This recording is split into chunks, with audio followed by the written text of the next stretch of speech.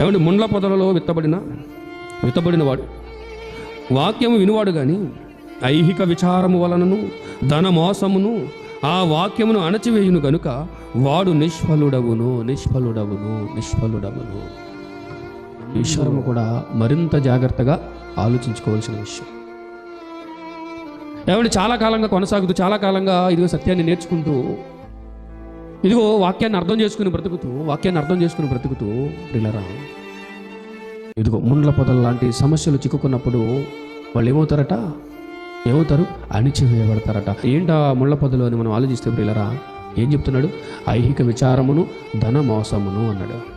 ఐహిక విచారం ఇది చాలా ప్రమాదకరం. అందరూ సంపాదించుకుంటున్నట్టుగా ఇదిగో శరీర సంబంధమైనటువంటి ఈ ఆస్తులను, ఐశ్వర్యాలను ఎలా సంపాదించుకోవాలని ఆరాటంలో పడిపోయి నిత్య జీవమును విస్మరించే పరిస్థితులు ప్రియులరివే. చాలా జాగ్రత్తగా ఆలోచించాల్సిన విషయం ప్రియులు.